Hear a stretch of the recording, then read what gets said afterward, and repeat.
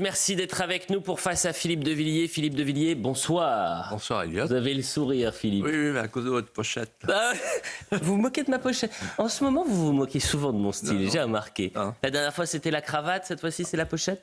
J'ai craint qu'on ne pût pas faire l'émission. À cause d'eux. Parce que quand c'est appelé lundi et mardi, vous étiez à la dernière extrémité, vous aviez la voix du pape. Oh que la voix, et on lui souhaite évidemment un prompt rétablissement. Et puis voilà, puis vous êtes rétabli. Écoutez, c'est ça la jeunesse. Le rhume. Et on dit bonjour à Geoffroy. Geoffroy Lejeune, bonjour. Les amis. Souriant, vous n'aviez pas le rhume cette semaine, ça va? J'avais pas le rhume et je suis moins affecté par la défaite du PSG que vous, Elliot. Ah d'accord, j'ai compris, c'est ma fête aujourd'hui. Voilà, on est heureux de se retrouver. Mais, très heureux, oui. Très heureux. Comme on dit à CNews, l'actualité est chargée. L'actualité est chargée, Philippe de Villiers, mais ce qui est aussi saisissant, c'est de voir à quel point les choses vont vite. La semaine dernière, nous avions bousculé notre émission après cet accrochage devant les télés du monde entier entre Donald Trump et Volodymyr Zelensky. Et vous aviez pris la balle au bon pour réagir à chaud, vraiment de manière brûlante sur cette actualité, en prenant beaucoup de hauteur, en proposant une analyse qui vous donne raison une semaine plus tard. C'est-à-dire que le mafieux, le grand danger, l'homme de Moscou qui était présenté dans tous les médias la semaine dernière, à savoir Donald Trump, est aujourd'hui l'élément clé, visiblement, après cette conférence qu'on a pu entendre sur les antennes de CNews, pour accélérer le processus de paix. Et c'est ce que vous expliquiez calmement la semaine dernière. Ah, sauf qu'il y a un élément nouveau depuis mercredi. Lequel? On est en guerre. Ah, et ben on va en parler évidemment de la guerre. Ça rigole pas là. Et cette Europe qui se mobilise, Philippe de Villiers, pour se réarmer. Le président français se met en première ligne, chef de guerre ou chef de paix. C'est une question qu'on pourrait se poser aujourd'hui. Et à travers la guerre, il y a aussi l'escalade verbale. Et on va commencer avec cet échange d'aimabilité entre Vladimir Poutine et Emmanuel Macron. Ça s'est passé par médias interposés, comme on dit dans le jargon. Depuis l'époque de Napoléon, depuis l'invasion de la Russie par Napoléon, certains sont encore impatients. Il y a encore des gens qui veulent revenir à l'époque de Napoléon, oubliant comment cela s'est terminé. Je pense qu'il fait un contresens historique et ça m'étonne de lui. Napoléon menait des conquêtes. La seule puissance impériale que je vois aujourd'hui en Europe s'appelle la Russie. Et c'est un impérialiste révisionniste de l'histoire et de l'identité des peuples. Et notre volonté, nous, c'est d'être une puissance de paix et d'équilibre. Au fond, tout ce que nous faisons, par les choix, y compris d'ailleurs de nos armées, pour éviter la guerre de demain, ce sont des choix de paix. Et donc je pense que le président Poutine devrait revenir à cette vision-là. En tout cas, c'est un contresens historique. Dans la référence, c'est sans doute qu'il fut piqué du fait que nous avons démasqué son jeu. Démasquer son jeu. Geoffroy Lejeune. Au début de la guerre, il y a 3 ans, ils se parlaient très souvent au téléphone. Aujourd'hui, ils s'envoient des invectives. Que vous inspire cette escalade verbale? À mon avis, il faut décrypter ce qu'a dit Poutine. Il a dit, en fait, vous êtes en train de nous imposer l'invasion, puisque Napoléon, il a envahi la Russie. Pourquoi il a dit ça? Pour dire aux Européens, pour dire aux Français, c'est pas moi qui menace, c'est Macron qui menace. C'est assez fin comme image. À sa place, j'aurais peut-être parlé de l'île d'Elbe. Parce que l'impression que me donne Macron, c'est plutôt les 100 jours, vous voyez. Et dans 2 ans, il dit à Brigitte, allez Brigitte, prends les affaires, prends les valises, on part à Sainte-Hélène. Voilà. Et je pense qu'il est plus proche de Napoléon III que de Napoléon Ier, Macron. Voilà. Et donc, en fait, cette escalade verbale, il faut voir, il y en a un qui est très sérieux, qui est insultant, impérialiste, révisionniste, etc. Bon. Et l'autre qui fait une phrase qui n'est pas dénuée d'humour, quoi. Voilà. Et il faut savoir que pour les Russes, Napoléon, c'est plutôt un compliment. Quand j'avais rencontré Vladimir Poutine, on avait parlé de Napoléon, justement, et de Rostopchine, etc. Et il m'a dit, nous, on admire beaucoup Napoléon. Nous, les Russes, on admire beaucoup Napoléon. C'est très curieux, mais c'est ainsi. Tant mieux pour les Corses. Et donc, il n'aurait pas dû s'énerver, Macron. Il aurait dû dire, ah bah c'est bien, comparaison avec... Vous vous rendez compte, Macron comparé à Napoléon, il va finir aux Invalides. Philippe de Villiers, on continue et vous souhaitez absolument revenir sur l'allocution du président de la République mercredi soir. Le chef de l'État a parlé d'une nouvelle ère pour l'Europe, d'une Russie qui menace le continent européen, l'Europe et la France. Écoutez. Qui peut donc croire, dans ce contexte, que la Russie d'aujourd'hui s'arrêtera à l'Ukraine? La Russie est devenue, au moment où je vous parle et pour les années à venir, une menace pour la France et pour l'Europe. Mes chers compatriotes, face à ces défis et ces changements irréversibles, il ne faut céder à aucun excès. Ni l'excès des va-t-en-guerre, ni l'excès des défaitistes. La France ne suivra qu'un cap, celui de la volonté pour la paix et la liberté, fidèle en cela à son histoire et à ses principes. Comment avez-vous jugé, Philippe de Villiers, l'intervention cette semaine, les interventions d'Emmanuel Macron? Alors, je vais sans doute prendre le contre-pied de toute la presse française et de presque toute la classe politique. Donc, accrochez les ceintures. Simplement, je pense que ce que je vais dire, dans 20 ans, on dira il avait raison. Bah, ce sera trop tard pour moi. On fera des émissions où on fera les archives. Enfants qui aura... Pour les archives, oui. Pour le face à Geoffroy Lejeune. Alors d'abord, il y a une chose qui a échappé à tout le monde. Mais vous qui êtes des hommes de télévision, ça vous a peut-être pas échappé, c'est les infographies. Pourquoi? Parce qu'il a mis les chars russes. En fait, quand j'étais jeune sous-préfet de Vendôme et que le 10 mai 81 est arrivé, le lendemain, il y a des familles entières qui venaient aux grilles de la préfecture en disant « Qu'est-ce qui va se passer? Les chars russes vont arriver !» Parce que les chars russes étaient en Allemagne de l'Est. Et donc là, il nous a fait le coup des chars russes avec l'infographie. C'est malin, Emmanuel, il est malin, je le connais bien. C'est un roublard. Il est très malin, voilà. Donc ça s'appelle du subliminal à la télévision. Voilà. Alors maintenant, entrons dans le fond des choses. J'ai cherché, en le regardant, une image dans la littérature française, en me disant, il me rappelle quelqu'un, mais qui? J'ai mis en fait du temps à trouver. Et en fait, là, à l'instant, pour moi, c'est clair. C'est Tartarin de Tarascon. C'est-à-dire qu'il est vantard, fanfaron, grandiloquent.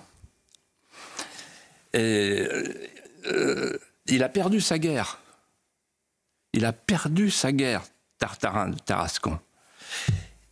Et il joue du tambour, de la trompette, il rameute tout le village devant la place de la mairie. Et on se souvient, quand il battait tambour, de ce qu'il disait. On va envoyer des troupes en Ukraine. C'était un risque fou. Finalement, on ne l'a pas fait. Ensuite, on va envoyer des missiles balistiques, des missiles à longue portée pour frapper la Russie. Ils vont comprendre, les Russes. Ça va les calmer. Ça calme les personnes. Ensuite, il a dit, attention, je peux appuyer sur le bouton. Et ça n'a pas fait peur aux Russes, mais Tartarin continue. Et il continue comment? Avec des tartarinades. L'expression, elle est dans la littérature française. Qu'est-ce que c'est que les tartarinades? Il y en a 3. Première tartarinade, la Russie est à genoux. Ça, c'est la phrase de Bruno Le Maire, le ministre de la Transition érotique. La Russie est à genoux, avec des sanctions. Dans 15 jours, c'est fini. Vous vous souvenez de ça? On en avait parlé ici. Vous-même, vous disiez, bah, c'est peut-être vrai, quand même, il est ministre de l'économie. Il ne fait pas que creuser les déficits, il a aussi une conscience et un jugement, ce monsieur Le Maire. Deuxième tartarinade, la Russie est isolée.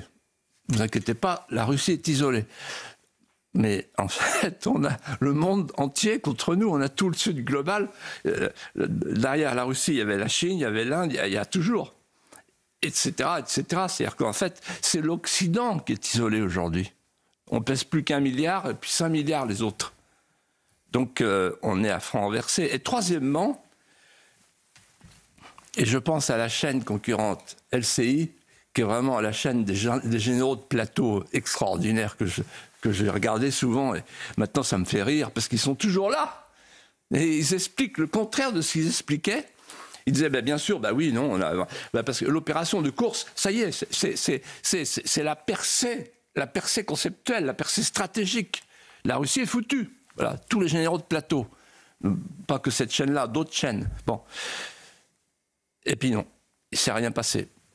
En fait, Tartarin de Tarascon courait sur le tapis américain et voilà que Trump tire le tapis, le carpet bombing. Alors, en fait, il a fait une sortie de route mercredi soir. Il était à contre-temps et à contresens. Alors, il était à contre-temps. Il était à contre-temps puisque il n'a pas prononcé le mot « paix ». Au moment où le monde entier parle de la paix en Ukraine. Ensuite, il n'a pas prononcé le mot « négociation ». Au moment où on ne parle dans le monde entier, de Kiev jusqu'à Riyad, on ne parle que de négociation. Il n'a pas prononcé le mot « après-guerre », alors qu'aujourd'hui, toutes les chancelleries du monde entier sont dans l'après-guerre qui se profile. Et il n'a pas prononcé le mot « réconciliation », alors que les Russes et les Américains sont en train de se réconcilier. Et non seulement ça, mais ils sont en train de se réconcilier sur le dos des Européens qui vont devoir payer l'addition, puisque nous, notre rôle, ça sera quoi? De faire rentrer l'Ukraine dans l'Union européenne. Vous la voulez, vous allez la prendre. Et de payer la reconstruction. Aux frais de qui? Du contribuable français. Je demande aux gens qui nous regardent de réfléchir un peu, d'avoir de la distance par rapport à la parole présidentielle, parce que tout ça va nous coûter très cher. On va être ce qu'on appelle les dindons de la farce. En fait, quand on réfléchit bien, je dis on est à contre-temps. Pourquoi? Parce que nous, les Français, on a suivi les Américains quand ils étaient des va-t-en-guerre, et aujourd'hui, on quitte les Américains quand ils deviennent des va-t-en-paix. Parce que nous, on est les derniers va-t-en-guerre de la planète. Je dis contre-temps, mais aussi contre-sens. C'est encore plus grave. Il est à contre-sens. Pourquoi? Parce qu'il a dit il y a une menace existentielle, c'est la Russie. Bon. Alors moi, je réponds ceci. Premièrement, la Russie n'est pas une menace existentielle. C'est d'ailleurs ce que les Américains ont compris. Pourquoi? Elle a pris en 3 ans 18% du territoire ukrainien. En fait, elle est épuisée et elle n'a pas la capacité d'aller plus loin. Tous les militaires savent exactement de quoi ils retournent. Donc il n'y a pas de risque majeur. Quand bien même elle voudrait aller jusqu'aux frontières françaises. Aucun risque. Donc c'est un mensonge de faire peur aux gens, de faire peur aux Français. Mais ça va plus loin. Trump a compris, en fait, ce que voulait la Russie. La Russie, elle veut 2 choses. Je suis le seul à le dire aujourd'hui, avec Pierre Lelouch. C'est regrettable, mais bientôt tout le monde le dira. Parce que c'est ce que pense Trump. Trump, il a compris. Avec Vance, ils ont compris. La Russie, elle veut 2 choses. Elle veut qu'on tienne compte du fait que l'Ukraine, ce n'est pas un pays comme un autre. L'Ukraine, c'est un peuple slave qui est lié à l'histoire du peuple slave russe. Lorsque j'avais rencontré Vladimir Poutine en 2014, il m'avait dit, vous savez, pour nous, le berceau de la Russie, c'est Chersonèse, le baptême de Vladimir Ier en 988. Et ensuite, Kiev, parce que c'est là que dans les eaux du fleuve, s'est baigné le peuple russe. C'est le premier baptême du peuple russe. Et la Russie s'appelait la Russe. Donc la Russe, elle est née à Kiev. Donc, entre ces deux peuples, Solzhenitsyn m'avait dit, si un jour il y a une guerre entre les deux peuples, je ne veux pas que mes fils y aillent. C'est dire que ce sont deux peuples qui s'aiment, qui se retrouveront, qui se sont entre-déchirés. Mais on peut comprendre que Poutine ait dit à Trump, ça fait 30 ans, 40 ans que vous cherchez à faire entrer l'Ukraine dans l'OTAN. Et pour moi, c'est un risque géostratégique majeur parce que je ne veux pas avoir des missiles braqués sur moi à 1 heure de Moscou. En fait, si on comprend ça, on comprend la cause de la guerre. Et donc, la promesse n'a pas été tenue, alors que Nicolas Sarkozy et même Angela Merkel avaient dit en 2008, attention, il ne faut pas faire rentrer l'Ukraine dans l'OTAN, il faut que l'Ukraine ait un statut de neutralité, au sens de Kissinger, c'est-à-dire que l'Ukraine soit un pont entre la Russie et la partie occidentale de l'Europe.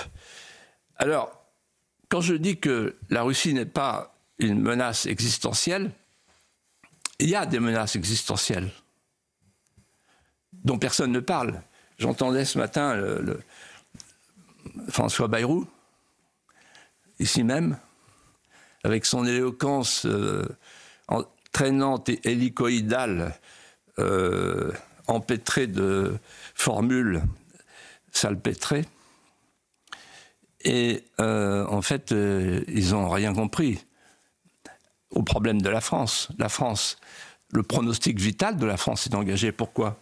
Parce que depuis 8 ans, et même avant, en tout cas depuis 8 ans, la France a perdu la maîtrise de son destin. Elle a perdu la maîtrise de sa démographie. Si tant est que l'enfant soit la ligne de flottaison de l'espoir d'une société, il n'y a plus d'espoir, on est sous la ligne de flottaison. On a perdu la maîtrise de notre démographie, on a perdu la maîtrise de nos finances, avec une spirale infernale que Bayrou constate lui-même, puisqu'il parle de délabrement. Et puis on a perdu, évidemment, la maîtrise de notre souveraineté. Mais la vraie menace, c'est évidemment l'islam radical. C'est que la terre de France porte aujourd'hui 2 peuples, côte à côte, avec des croyances, des mœurs, un art de vivre, une mémoire qui ne sont plus les mêmes. Et donc, on est côte à côte, on sera bientôt face à face, comme disait l'ami d'Emmanuel Macron. Donc, en fait, la vraie menace, elle est là. Alors, pourquoi Macron a fait ça ? Pourquoi il a fait ça ? Moi qui connais bien la politique, qui connais bien la coulisse, et qui a assez de malice pour comprendre les grands malicieux. En fait, il hésite entre la tentation maréchaliste, c'est-à-dire relancer un quinquennat crépusculaire, il fait don de sa personne à l'Ukraine. Et il évoque la patrie, au sens de Mitterrand, la France est notre patrie, l'Europe est notre avenir. Mais enfin, quand même, c'est la première fois de son quinquennat qu'il évoque le mot patrie. Moi, quand je déjeunais avec lui, que je prononçais le mot patrie, la fourchette tourbait. En disant, vous en êtes encore là ? On n'est plus en 1814. Ah bon, d'accord, la patrie. Là. Et la deuxième tentation, c'est la tentation bismarckienne. Bismarck, qu'est-ce qu'il a fait ? Pour faire l'Allemagne, en fait, réunir tous les États. Il a fait d'abord la guerre avec l'Autriche-Hongrie, ça a donné Sadova. Il a réuni l'Allemagne du Nord, le Zollverein, puis après, il a fait la guerre avec la France. Et dans la Galerie des Glaces, il a annoncé la création de l'Allemagne, la Grande Allemagne. En d'autres termes, il a fédéralisé les États grâce à la crise, grâce à la guerre, à 2 guerres successives. Et qu'est-ce que cherche à faire Macron ? À faire la même chose en se servant non plus de l'Amérique comme fédérateur extérieur, mais de l'Ukraine, en cherchant le chaos fédérateur pour fédéraliser les États autour de la Commission pour une Europe fédérale. Et pourquoi ça? Parce qu'un jour, il m'a fait une confidence devant Brigitte. Il ne pourra pas me démentir. Je le mets au défi de me démentir. Je lui dis, qu'est-ce que vous ferez plus tard? Vous serez chocolatier chez Trogneux, vous serez... Parce que Sainte-Hélène, c'est pas un métier, il ne va pas tailler des rosiers. Il m'a dit non. La présidence de la commission ou la présidence du conseil, Costa. Il n'a pas parlé de Costa, qui n'existait pas à l'époque. Mais son idée, c'est d'être le président de l'Europe fédérale. Il dit, je suis trop jeune pour renoncer à la politique. Et je ne sais pas si vous vous souvenez, mais au Kazakhstan, il avait dit, je ferai un tout autre job. Mais le tout autre job, c'est quand même un job. C'est un job. Et en fait, à la Commission, on parle de job, vous voyez, parce que ce n'est pas des gens élus. C'est un lapsus révélateur. Parce que j'ai entendu Donald Trump cet après-midi dire jamais il y aurait eu cette guerre, j'avais été aux manettes. Et j'ai voulu faire le parallèle avec nos anciens présidents. Un homme comme Jacques Chirac, il y aurait eu cette guerre en Ukraine avec un homme comme Jacques Chirac? Jamais. Pourquoi? Parce qu'il connaissait parfaitement l'histoire de l'Ukraine, l'histoire de la Russie, et que, comme d'ailleurs François Mitterrand ou Nicolas Sarkozy ou Valéry Giscard d'Estaing, a fortiori Général de Gaulle, en fait, il savait qu'à terme, il n'y avait pas d'autre Europe, il n'y a pas d'autre Europe que l'Europe de l'Atlantique à l'Oural. En d'autres termes, l'Europe aujourd'hui, elle a un voisinage qui est celui de la Russie. Ce sont nos voisins. Et Napoléon disait, on y revient, Napoléon disait, on a la diplomatie de sa géographie. Donc, quand vous êtes européen de l'Ouest, de l'Est, vous êtes catholique, orthodoxe, etc. Jean-Paul II disait, il n'y aura de tranquillité en Europe, la paix c'est la tranquillité de l'ordre, il disait. Il reprenait le mot de saint Thomas et il ajoutait, il n'y aura de paix durable que lorsque l'Europe respirera de ses deux poumons. C'est-à-dire le poumon orthodoxe et le poumon catholique. Et donc, en fait, Jacques Chirac, j'ai eu des conversations avec lui, j'ai eu des conversations avec Nicolas Sarkozy. Pour eux, il fallait tenir compte du lien ancestral entre la Russie, l'Ukraine, et aussi tenir compte du fait que Dostoïevski parlait la langue française, quoi. Et que, en fait, la Russie, depuis les Tatars, elle oscille. Là, aujourd'hui, on l'a rejeté du côté de la Chine. C'est fou. Ces gens sont des ignares, ce sont des imbéciles. Ils sont d'une bêtise crasse. Et je vais vous dire, dans 20 ans, qu'est-ce qui se passera? On fera la grande Europe. En fait, là, c'est fini le modèle bruxellois. Le modèle maastrichtien, c'est fini. Il est en train de mourir sous nos yeux. Le canard sans tête continue dans la basse-cour. Il n'y a que lui qui ne voit pas qu'il est mort. C'est fini. Donc, qu'est-ce qu'on va faire après? On va faire la grande Europe au sens géographique. Alors c'est difficile de dire ça aujourd'hui et de faire entendre ça. Il y a des amis ukrainiens qui nous écoutent, mais en fait, il y aura tout le monde dans cette Europe-là. Ce sera la grande Europe, comme il y a la grande Amérique, comme il y a la grande Chine, comme il y a etc. Et puis ensuite, ce sera un concert des nations, c'est-à-dire qu'il n'y aura plus des commissaires non élus. Ce sera un concert des nations au sens de Metternich, de Talleyrand. Avec une coopération géostratégique sur les problèmes de sécurité, sur les problèmes de narcotrafic, etc., sur les problèmes communs qui nous sont communs, et puis une grande liberté des peuples pour que chaque peuple continue à exprimer son identité. Si les budgets de l'armée Philippe de Villiers ont augmenté, les débuts étaient tout autres. Quand je parle des débuts, je parle de 2017. Le chef d'état-major, un certain Pierre de Villiers, avait alerté sur les risques d'une coupe budgétaire pour la dépense. 850 millions d'euros d'économies étaient réclamés à l'époque par Bercy. Et la veille du 14 juillet, Voilà ce qu'avait dit Emmanuel Macron lors de son traditionnel discours aux armées, et il interpellait directement ou indirectement le chef de l'état-major à l'époque, Pierre de Villiers. Écoutez. Il ne m'a pas échappé que ces derniers jours ont été marqués par de nombreux débats sur le sujet du budget de la défense. Je considère, pour ma part, qu'il n'est pas digne d'étaler certains débats sur la place publique. J'ai pris des engagements. Je suis votre chef. Les engagements que je prends devant nos concitoyens et devant les armées, je sais les tenir. Et je n'ai à cet égard besoin de nulle pression et de nul commentaire. Et c'était une alerte qui n'était pas sur la place publique, mais en commission, à huis clos. C'est important de le rappeler. Pierre de Villiers avait dit le lendemain, je considère ne plus être en mesure d'assurer la pérennité du modèle d'armée auquel je crois pour garantir la protection de la France et des Français aujourd'hui et demain et soutenir les ambitions de notre pays. Et il avait démissionné, ce qui est rarissime à ce poste. 8 ans ont passé. Est-ce que vous pensez qu'on peut dire aujourd'hui que votre frère, le général Pierre de Villiers, avait raison ? Tout le monde évoque son nom, tout le monde évoque cet épisode, et tout le monde constate la volte-face d'Emmanuel Macron. Et moi, ce que je peux dire, c'est qu'il faut lire son livre, Servir. Il dit tout dans son livre. Il dit dans son livre ce qu'il a dit à Emmanuel Macron.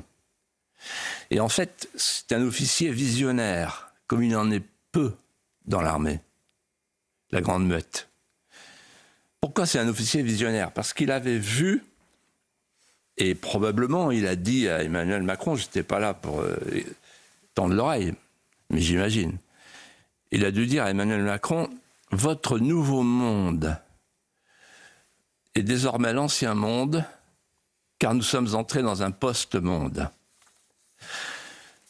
Dans votre nouveau monde, calqué sur Fukuyama, l'historien, vous croyez ou vous faites croire aux Français que la mondialisation heureuse, la mondialisation des échanges, que l'échange généralisé va nous amener la paix perpétuelle par le doux commerce. Mais ça, c'est déjà fini. Et vous ne le voyez pas. Pourquoi ? Parce que aujourd'hui, les chaînes de valeur globale qui sont censées être inextricables et créer des liens inextricables entre les nations, c'est le passé. Ce qui vient, c'est 3 phénomènes nouveaux. Il faut relire ce livre, Servir. C'est un livre magistral, comme le Vers à l'armée de métier. Premier phénomène, le retour des États-puissances, le retour des logiques de puissance. Et là, qu'est-ce qu'on voit en ce moment ? L'Amérique veut retrouver la Grande Amérique. La Chine veut retrouver l'Empire du Milieu, les Turcs rêvent de l'Empire ottoman, les Iraniens rêvent de la Perse et la Russie rêve de l'accès aux mers chaudes. Deuxième phénomène, le va-et-vient, le chassé-croisé plutôt, des taux de natalité entre le Nord et le Sud qui condamnent le Nord. Le Nord qui vit dans l'insouciance et l'euphorie sa probable disparition. Et le Sud qui se déverse par vagues successives dans le cadre de ce qu'on appelle l'immigration invasive et qui va faire payer très cher au Nord le traité de Tordesillas. Ce traité qui a été signé en 1494, 2 ans après l'arrivée de Christophe Colomb en Amérique, ce traité au terme duquel le monde est divisé par un méridien en 2 parties à conquérir ou déjà conquises entre les Portugais et les Espagnols. Et c'est ça qu'on paye aujourd'hui, c'est une recolonisation, une revanche décoloniale, la revanche du Sud sur le Nord. Et le troisième phénomène, qui est lié au second, c'est l'effondrement du système institutionnel. L'ONU, ils ne font plus rien. La CPI, l'OMC, l'OMS, etc., tous ces organismes-là sont disqualifiés. Et qu'est-ce qu'on voit arriver ? le Sud global, les BRICS, c'est-à-dire un nouvel ordre mondial qui se substitue à l'ordre mondial précédent. Et dans ce cadre-là, le général Pierre de Villiers, c'est son honneur, a tiré la sonnette d'alarme en disant attention, attention, pour faire une armée moderne, il faut 20 ans. Et donc le temps qu'on va perdre en faisant des coupes budgétaires pour des raisons de commodité politique immédiate, c'est un temps perdu définitivement. Voilà. Autre sujet, parce qu'on parle d'être fort contre la Russie de Vladimir Poutine, Philippe de Villiers, mais qu'en est-il du rapport de force avec l'Algérie ? Nous en avions parlé déjà la semaine dernière avec cette déclaration d'Emmanuel Macron depuis Porto, où il désavoue son gouvernement et le ministre de l'Intérieur qui entendait dénoncer les accords de 1968, renvoyant d'ailleurs dos à dos le régime algérien avec la communication du gouvernement français. Vous l'avez dit tout à l'heure, François Bayrou était l'invité ce matin de Sonia Mabrouk et Laurence Ferrari sur CNews Europe 1. Je vous propose de l'écouter parce qu'il est revenu sur l'Algérie. Écoutez attentivement. Nous avons des accords super privilégiés. Des accords super privilégiés, ça impose un vrai respect. Réciproque dans les deux sens. Ça commence par le respect des accords. Mais il y a d'autres questions. Le gouvernement algérien a développé contre la langue française, contre la culture française, des politiques extraordinairement agressives. Ça n'est pas du bras de fer que nous devons chercher, mais nous devons chercher à préciser la portée des accords que nous avons et ce que ces accords signifient en termes de respect réciproque. C'est ça ce que j'ai défendu, et c'est ce que je crois absolument nécessaire. Geoffroy Lejeune. Vous avez compris quelque chose ? Difficilement. Hein ?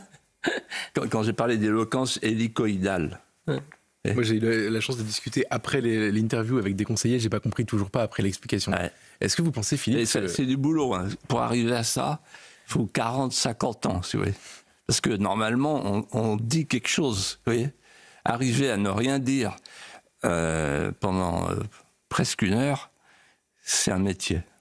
Ça fait plusieurs semaines qu'on en parle de cette affaire algérienne. Vous avez dit plusieurs fois attention au syndrome non possumus de l'impuissance du politique. Est-ce que vous pensez que ce sera un tournant pour le gouvernement de François Bayrou ? Ah ben, il n'y a plus que 5 semaines. Hein. Parce que c'était 6 semaines quand il a fait sa conférence de presse, 5 semaines. Vous imaginez si Boualem Sansal entend ce galimatia ? Parce qu'on ne comprend rien, mais surtout ce qu'on comprend, c'est qu'il ne va rien se passer. En fait, ce gouvernement, c'est le bazar, quoi. C'est le bazar. Vous avez un Premier ministre qui dit le mercredi, vous vous souvenez, les mots sont... Si l'accord n'est pas respecté, il sera dénoncé. Ça ne peut pas être plus clair, pour une fois. Et le président, quelques heures après, depuis le Portugal, dit il n'est pas question de dénoncer cet accord. Et on a Bayrou qui vient et qui dit à Sonia Mabrouk et Laurence Ferrari ah non, vous n'avez rien compris. Le cheval blanc d'Henri IV est gris. Ah, bon. Alors, donc allons plus loin. Pourquoi, la question qu'il faut se poser, Elliot, Geoffroy, c'est pourquoi Emmanuel Macron, en fait, fait le refus d'obstacle. Pourquoi il se cabre ? Parce que...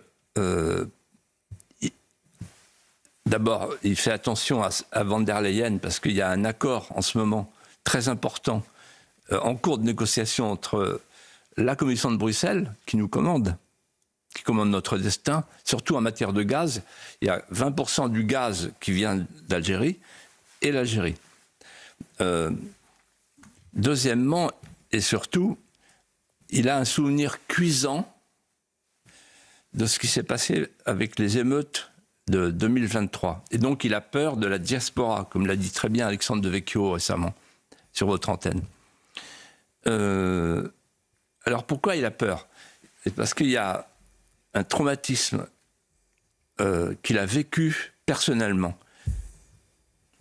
D'abord, on a vu qu'au cœur des émeutes, vous vous en souvenez certainement, il y a le président turc et le président algérien qui ont mis en garde le président français en disant attention à nos ressortissants sur le sol français. En d'autres termes, la France n'est plus tout à fait souveraine sur son territoire. Incroyable.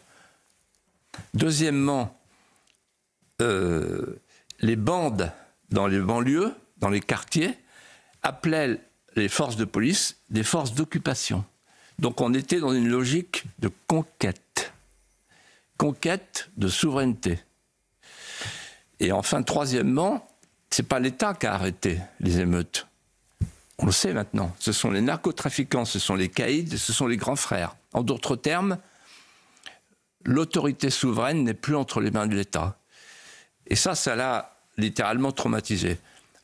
Mais moi, ce que je constate, et pour Macron, et pour la Macronie, et pour la Mélenchonie, et pour la Bayrourie,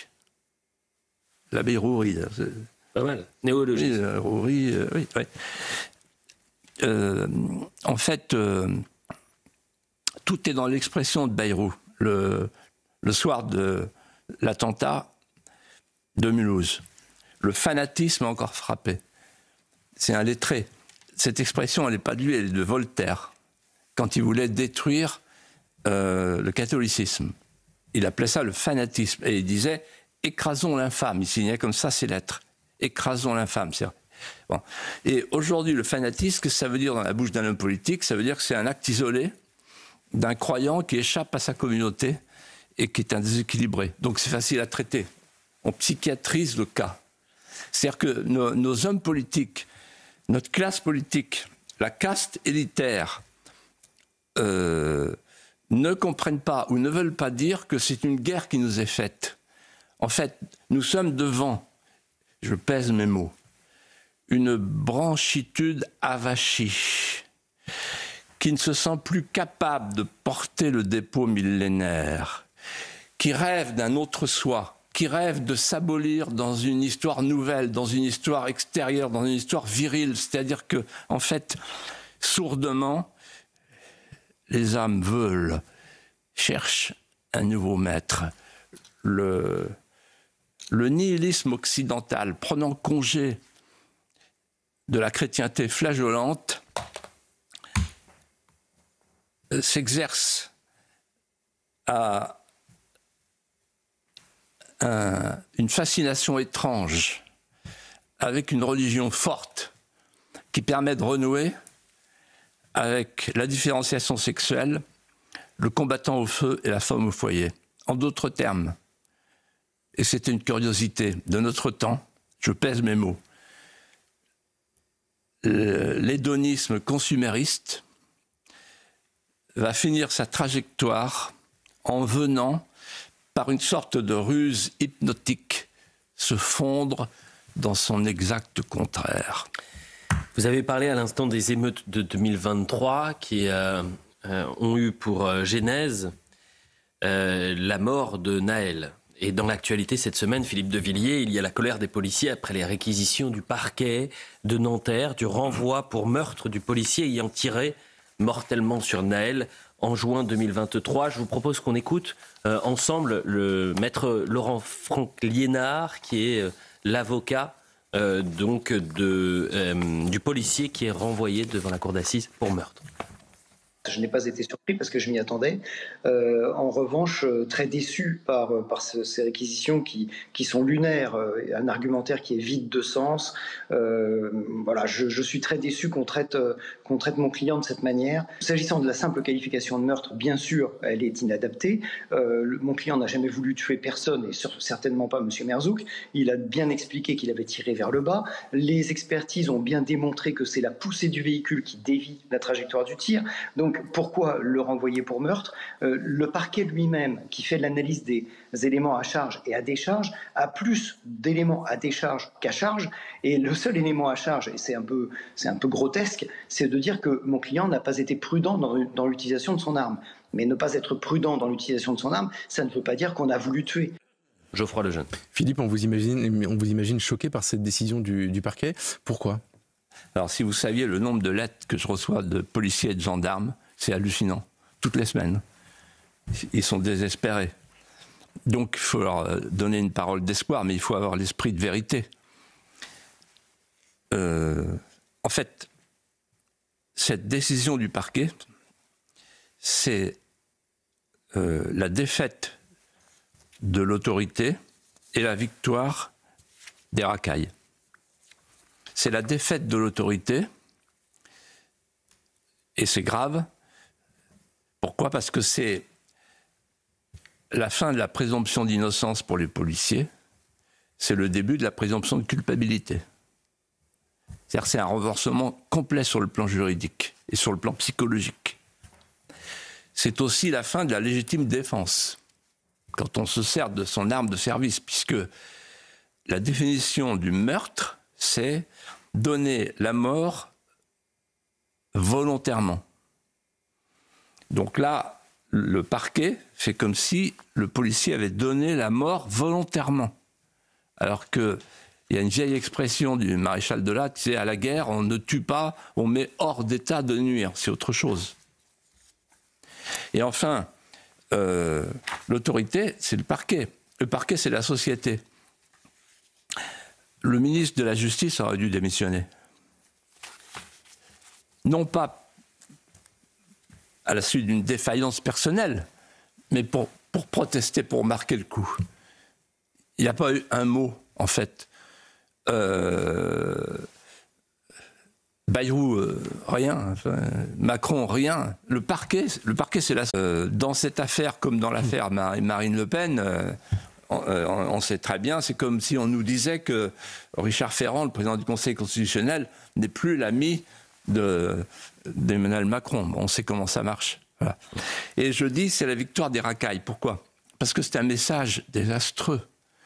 Et quel est ce message ? Ce message, c'est le privilège victimaire, protégé par le président de la République, qui avait dit c'est une faute inexcusable en parlant du policier, protégé par l'agence France Presse, qui est la Pravda française, et qui a dit voilà, c'est les violences policières. Bon, en d'autres termes, on est devant une démoralisation du corps social qui a pour mission d'être le dernier rempart de nos libertés, de notre sécurité. Le préfet de police de Paris, Laurent Nunez, ce matin, s'est dit stupéfait de ce réquisitoire et a rappelé que c'était qu'un réquisitoire et qu'il était évidemment présumé innocent et qu'il attendait de voir la décision. Mon père me disait toujours, Philippe, quand les policiers sont mécontents, attention, ça a été la fin de la 4e République. Notre apologue ce soir est particulier, Philippe de Villiers, car il revient sur une polémique dans la basilique Saint-Denis. Une exposition plaçant des femmes voilées à côté des tombeaux des reines de France. Alors pourquoi souhaitiez-vous nous traiter ce sujet à travers un apologue ? Alors c'est un apologue particulier. Quand j'ai vu ces images, je suis tombé de l'armoire et je me suis dit, on va faire un petit voyage ensemble avec Elliot et Geoffroy, et on embarque le million de téléspectateurs. Le million de téléspectateurs. C'est à vos frais, hein ? Et on arrive, oui, et on arrive dans la nécropole, tous ensemble. On passe sous l'arbre de Jessé et les rois d'Israël. Et on passe à côté du gisant de Dagobert, du Quéclin, etc. Les rois, les reines. Et là, on pense à l'histoire millénaire de la France. Saint-Denis, l'évêque martyr, et puis la signification de tous ces gisants, c'est quoi ? C'est la matrice de la France, c'est-à-dire le lien bimillénaire entre le pouvoir et la famille. On invente l'idée de dynastie pour lutter contre l'instant, pour embrasser le temps long. Et ensuite, le lien entre le pouvoir et le sacré. D'où l'idée du Saint-Crème, c'est-à-dire sortir l'homme ou la femme du milieu où il se trouve et l'élever au rang du mystère pour que le pouvoir suscite une obéissance d'assentiment. Ça, c'est le premier temps de notre voyage, dans le temps, dans le même lieu. Et tout à coup, on voit des pierres dispersées qui évoquent la profanation. C'est-à-dire qu'il fut un temps où la Révolution française a donné l'ordre, décret de la Convention, tout détruire. La table rase. La profanation des tombes, c'est la barbarie. La profanation des tombes, pourquoi? Parce qu'on installe une nouvelle religion, la religion du nouvel homme nouveau. À partir de la phrase de Robespierre, quand j'ai vu à quel point l'espèce humaine était dégradée, je me suis convaincu moi-même de la nécessité d'un recommencement absolu de l'humanité. C'est-à-dire que c'est une annonciation de type eschatologique. On détruit les tombes pour pouvoir détruire la mémoire ou ce qu'il en reste. C'est la régénération au sens de Robespierre. La dernière fois que le mot a été utilisé, c'est par saint Paul. La régénération par le baptême, la régénération par la profanation. Mais il y a un troisième temps, sublime. Tout à coup, on aperçoit un homme, seul, qui pleure. Il est prostré. Il pleure sur la bataille de Sedan, sur la défaite de Sedan. On est en 1870-71. Cet homme, c'est un instituteur. Il vient de l'Est, d'Alsace. Il pleure sur la France. Et il se dit, dans un soliloque touchant, il n'y a plus de Saint-Crème, il n'y a plus de fédérateur, il n'y a plus de lien entre les Français. La nation, c'est un lien amoureux. Comment refaire un lien amoureux? L'évangile des droits de l'homme, hélas, ne suffit pas à étancher la soif des âmes en manque, des mémoires palpitantes, appelantes. Il faut donc un Saint-Crème de substitution. Il faut un fédérateur de substitution pour que la France renaisse, pour que les petits Français réapprennent à s'aimer. Et là, au moment où il invente le roman national, il se dit « Ah !» en allant vers les gisants. Ben voilà, je vais prendre tous les gisants qui sont ici et qui ont touché au Saint-Crème. Qui a touché au Saint-Crème? Jeanne d'Arc, évidemment. Donc Charles VII, il est là, sa tombe est là. Et Saint-Louis, qui a touché au Saint-Crème, évidemment, etc. Clovis, etc. Et les reines, évidemment. Et il définit, il écrit, avec tous les historiens républicains qui prononcent le mot de Péguy, la République, notre royaume de France. On retrouve la continuité française et capétienne. La France n'est pas un régime. La France est une nation, c'est-à-dire un drame moral, qui revit sa continuité. En 14, en 40, ça donne les maquis, ça donne la résistance, ça donne le serment de 14, ça donne la tranchée des baïonnettes, ça donne les héros et les saints. Et puis, le dernier temps, on est en train de le lire. Vous venez de l'évoquer, Eliot. Le dernier temps qui passe inaperçu dans la nécropole, dans la basilique, devant les reines, Clotilde, Anne d'Autriche, Blanche de Castille, devant toutes les reines de France, il y a d'autres reines, des reines voilées. Et ces reines voilées sont d'Aubervilliers, sont de Saint-Denis, sont des reines qui ne sont pas indifférentes. Le voile est un instrument, le voile est un signe. Et comme le dit très bien Madame Bergeau-Blaclair, le hijab est le fondement d'une société gouvernée par la loi islamique. Et quand on voit une reine voilée devant la tombe de Charles Martel, ça signifie quelque chose. Ça signifie on va gagner. C'est en fait la prophétie de El Karadawi, le télécoraniste, un homme très connu par les frères musulmans. Il leur parle à l'oreille et il leur dit ceci. Nous avons quitté l'Europe en 1492, après Grenade, et en 1683, après Vienne. Mais nous allons y revenir, mais pas de la même manière.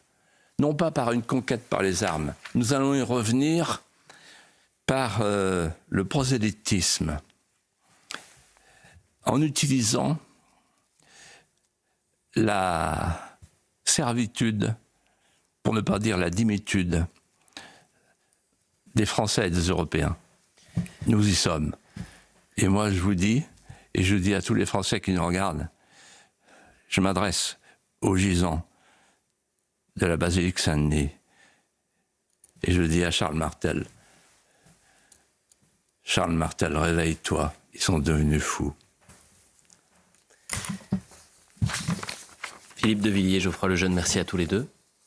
On se retrouve la semaine prochaine, comme chaque vendredi soir, de 19h à 20h.